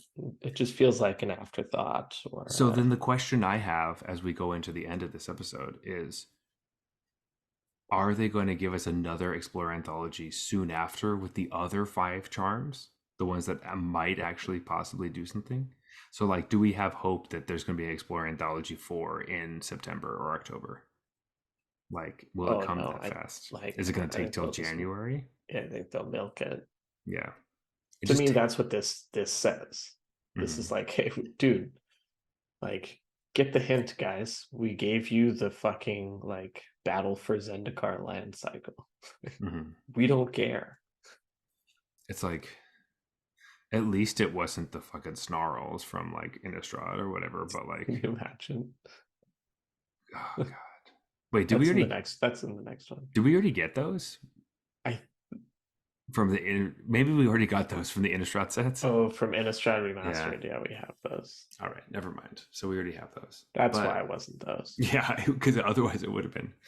Um, geez, I I'm sad. Anyway, um, at least we got one deck. I think we can expect one deck from each anthology, and we got one, so that should be on par. Great, Hopefully, hopefully. hopefully. Like at this point, that's the hope. We get one Mm, new deck per anthology. Um, there are some cards that I like personally, but I know are not good enough, and that kind of that rounds out the whole anthology. And so, hmm. um, Yeah, I know we're harping on this a lot, but um, I think that Magic is a great game that has a lot of formats, and some of those formats are just waiting to become the regular paper version of that format, specifically Explorer into Pioneer. And I yeah, personally would like those two to come to be one so that we can get people on the same page and be friends. So that I can go to a Pioneer tournament and say, hey, I've played Pioneer on Arena all the time. I can come and feel okay about this instead of, hey, there are certain decks I've never seen before because they are not on Arena and I feel awkward and the metagame's so different. Like, I don't want to go to this paper tournament anymore. And then I don't. yeah. I want I want it to come together. Please. And I think that's a good point. But honestly, even if I felt like they were just advancing the format of Explorer in a meaningful way, That's true. I'd take that, right? Like, Mm-hmm. even if we sort of eclipse the end goal of meeting up with Pioneer just for a second, like, did we really advance? Like, maybe there's a case to be made, hey, this card isn't played in Pioneer, but it would really help with Explorer's metagame Mm-hmm. for the time being until we get there. I think I would accept that argument, but I didn't see any of that. I don't, unless like there's something I'm not seeing. I don't see any of that here, Mm-mm. No, right? maybe So like there's some brew cards and then judge is familiar. yeah, So, so just which like And don't forget a quarter shield. So. Yeah, thanks. So, I mean, who knows? Maybe Orzhov Charm is the thing missing from Orzhov Auras that we need to have something. I don't know. Play Right. that To deck. like stabilize the metagame in the meantime, or Yeah, because yeah, that deck's been chomping at the bit for a while, trying to really get a yeah, foothold. right. But But yeah, anyway, I think that's all I can say about these anthologies. I am sad, and I would like a formal apology from Wizards, and tell me when the next ones are. I honestly wish that they could just tell me when the next one's going to be. That'd be nice, I'm but not sure they know, man. I'm not sure they they know. don't know. They don't know. Yeah, it's Yeah. to fill gaps and Mhm. like they. It feels very cobbled together, and I Mhm. think it probably is. Like they believe it or not, feel they have gaps in their release cycle and need to like cobble something together to just put something out there. Yeah, sorry, we need something before. While there's like, we need this to come out, and we needed like a one weekend of previews because Commander Masters is now all previewing right Yeah. now, and everyone's forgetting about everything they dealt with from this whole anthology thing. And everyone's like, "Look at all these cool cards! I want to buy everything." It's like you yesterday you were complaining about whatever. Okay, I know that's how they get us, and we're all little addicts anyway. So anyway, sorry, I don't want to end on a low note, but Jeff, let's keep going. Let's get to last call and Yeah. let's talk about some beer. Talk Um, about beer. uh, so this is last call. As always, we rate our beers on a scale from bronze to mythic, just like the tiers in Arena. However, this has nothing to do with what tier you are in currently, because all tiers are good. Um, Everyone's in different tiers at different times, depending on whatever how long you play. Doesn't really matter. But it's a fun way to rate beer.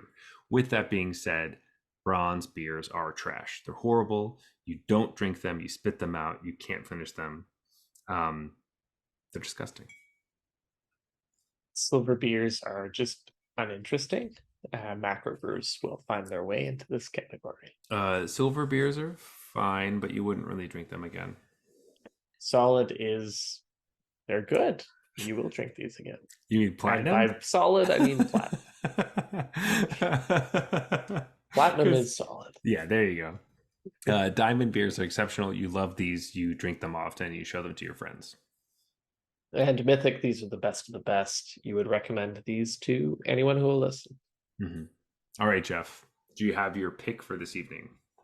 Yeah. All right. I also have mine. Here we go. 3, 2, 1. The The princess princess wears has, girl yeah. pants. I was gonna say has girl pants, but wears girl pants. Yeah. Um, this beer was good. I liked this beer. Yes. I Agreed. want to. With that being said, I would like to talk about the Strawberry Sunday IPA Okay. first because Yeah, that's, let's go losers first. yeah. This was not fun. This looks fun. Yeah.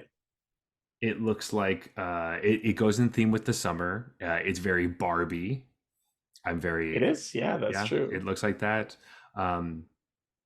It's not I've fun. heard good things about that movie, by the way. But anyways. Yeah, I want to see it. It doesn't come out until like next week, so I'm excited for it. But this beer is not good. I it's very sour and also trying to be kind of creamy and has a weird aftertaste. So I will not drink this again. okay, so this beer was wildly different than my expectation. Mm-hmm. I think at first I took a sip and I was like, oh, okay. It's like not the like horrible you know creamy disaster I was expecting. But then as I started drinking it more, I was just like, but I don't know what it is, and I don't like whatever it is, I don't really want it. Mm-mm. So at first I was like relieved that it wasn't some sort of crazy ridiculous beer, but then as I drank it more, I was like, they should have gone the ridiculous beer route because Mhm. this is kind of like I don't know who would want this. No. Like you don't want it as somebody who Mm-mm. likes the crazy beers, and I don't want it as somebody who likes more normal beers. Who likes I don't know beer? who's like the person straddling that line perfectly. That's like, yeah, I want the beer that's like sort of weird, but also sort of normal. Um, yeah, I mean, I also would not drink this again. I am really sad because I started out this podcast being like, Sada City is great. They always make like always surprise me. Everything is Yeah. great. This gave me characteristics of beers that I have hated and stopped drinking. Um, Yeah, I I'm think pretty it's sure that's what they're going for though. They're like trying to straddle that boundary. they And I it don't get understand why. Like now that we know they're able to kind of achieve what they want to do as in terms of brewers, that makes it weirder to me that this is yeah, what they ended up with. Because because it wasn't creamy. It just felt very sour and sharp. And yeah, I it don't tastes more like a sour than like strawberry Sunday IPA, I guess to me means like a like lactose creamy IPA, like you're saying, mm-hmm, with you know, usually from something like this, I really get that, oh, this is a strawberry mm-hmm. Sunday as soon as I take a sip. This was more Yeah. like this is kind of like a fruited sour kind of thing. Yeah. And but in a there's an off flavor that I don't like that's not present in like those sour beers. Yeah. I Well, don't because they're not usually hopped quite this much, right? So That's true. I wonder if it probably is one of the hops that's throwing it the off with the balance is sour. probably just a little off. Yeah. Um this is rough. Like I'd be surprised if there's a large group of people that like this. I mhm, think there's probably like a small group of people that like it, or like one brewer or something like that's how it happens, right? Like, mhm. but um Jeff, this is hard cuz like I want to rate this low. Like low. Um to me, this is gold. Like, mhm, I finished it, it's not bronze. that's true. And it definitely wasn't nothing going on or completely uninteresting. I would rather drink a Budweiser than this. I'd rather drink like if I saw this, Yeah, I would much rather have one of those beers. So I'm gonna I'm still gonna give it like silver, like low silver, in the sense that I would drink like I would think I that's fair. Yeah. would I drink this over a Sapporo? Over Sapporo, yeah, I think so. Probably, just to give it another Over shot. like Stella, No, no, but no chance. also Stella is like the toppest silver, like could punch Yeah. into other like that's the one of the best ones. So like Yeah, you've convinced me. This is probably yeah, silver. Like this I was is just going by our descriptions. mhm. It's definitely not like boring. Well, it is. Well, it is a little boring, I guess. It's not boring, it's bad. That's what it is. You know Right. what I mean? Yeah. Like it to me it almost feels bronze. It's the closest to bronze where I'm like I want to tell people in the store don't get that. You know what I mean? Right. Um It may be which the closest to bronze we've ever come, it's but really really close. So that's weird to me because I love Sawdust City or I thought I did. But this one really threw me for a loop. That first sip, roll the clip. Anyway, yeah. that was disappointing. I was hoping for something uplifting and sweet and fun. It was not sweet and fun or uplifting. I'm mad at you. Anyways, Princess Wears Girl Pants. I quite liked. Yeah. This Yeah. was great. This was Yeah. really, really fun, really nice, and Mm. surprisingly light Yes. for. So I wasn't sure what they meant when they say like a strong Belgian ale or whatever it is, right? Like a Mhm, hoppy Belgian golden ale. It ended up to me being more of the like Belgian triple mhm. kind of thing, But but like a pretty good one. it doesn't have the full body and weight of a triple, Yeah. but it does have the light characteristics. So it was close. Like it was similar to like the Patter's beer with hops in it, but Right. the percentage is a triple It's percentage. like a triple Patters beer. Yeah. Some if that makes any sense. I mean, technically that It's would be just a a triple. triple. Yeah. Yeah. But as far as the flavor profile and the body of it, closer to a Patter's beer with hops, it was But if really you look at good. it, it's only like 35 IBUs, right? If you saw like Yeah. a triple IPA or 9% IPA, Hmm. that'd be like 100, Yeah. 120 IBUs or something. So it's definitely like a hopped version of a triple, Hmm. but not all the way towards Yeah. um, a triple IPA kind of thing. Hmm. I um I like this a lot. This was great. Yeah. I wish that the next beer we opened was this one. Um and yeah, the Princess Wears Girl Pants. Uh Great beer. Really Also nice. strangely Barbie themed beer. Um we Ooh, guess yeah, in a yeah. different way. Just like working Barbie instead of playtime Barbie. Cool. I love it. Do you think Sawdust City has just been biding their time to finally reveal that they're the Barbie brewery? Barbie Brewery. I love it. Guys, we gotta wait for the movie, and then Mhm. we And then can release reveal our all this stuff. secrets. That'd be pretty interesting. Um, Interesting would be the word, yeah. Definitely. Huh, The that's one weird. thing I think we're missing from both these beers from being Barbie is that we don't have any high heels anywhere. We don't Mm, have like the high heels hanging on the. We have all the other pieces of clothing on the clothesline, but not the high heels. The true. crown. Anyway, You um, don't hang your shoes on a clothesline, I suppose. I guess that's true. Yeah, that is weird. That would be weird. But Although the crown's there, so yeah. whatever. Anyway, um, where are you gonna give the Princess Wears Girl Pants? I think for me, it's Diamond. I Hmm. think it's exceptional, and I would recommend this to people. But I Absolutely. don't know if it cracks my all-time list. Yeah, definitely not all timer, but I really like it. This is what I was expecting. Tasting this one Yeah, first was like, this is the yeah, type that of might have stuff Sawdust set the stated. stage a little So, poorly for the Strawberry Sunday. well, I'm also just thinking Strawberry Sunday is an outlier and it is an exception to the rule that Strawberry City, sorry, Sawdust City is a good brewery, and the Strawberry Sunday is the exception. Well, there's only So one way to find out. yeah, we'll just try the rest of them. So stay tuned for the rest of the beers we have lined up.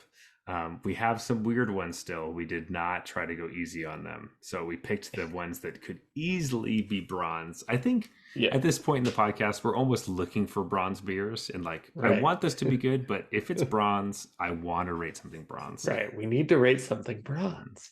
And this one was close. So Yeah, anyway, Jeff, let's go to I closing don't think we time. can give it to it though. So No, not until I throw up. Um, yeah. but I think it's time for closing time, which means Closing time. has it been like 100 episodes since you've done that? Yeah, It feels like probably. it. Oh, that's for all our old time listeners. Anyway, you can always reach us at Arena Regulars on Twitter and Instagram and Threads. Oh, I don't even know what that is, but I'm excited to know we have an account there. You can also find us on MTG Arena itself under the username Arena Regulars Podcast. Mhm. You can find me personally under Zulberg, that is Zulberg on Twitter and Instagram and Threads. But Jeff, where can we find you? Yeah, TikTok, I'm all over it. Oh no, sorry, hold on. Um, the Discord channel, that's the best place to find me. If you want to join our Discord channel, we'd love to have you. Let's talk deck lists, let's talk Explorer Anthology, and hey, if you love it, let us know why. Best place to find the link for that is right down below in the show notes. Hmm. And also, please leave us a review on Apple Podcasts. Follow us on Spotify. Go to our YouTube channel. See our beautiful faces there. Leave a comment and a like. We appreciate all that. It's mainly just so we can talk to you because that's what we do this for. So we can drink beer, talk to each other, and talk to you. This has been the Arena Regulars. reminding you not to buy the Explorer Anthology. Good night.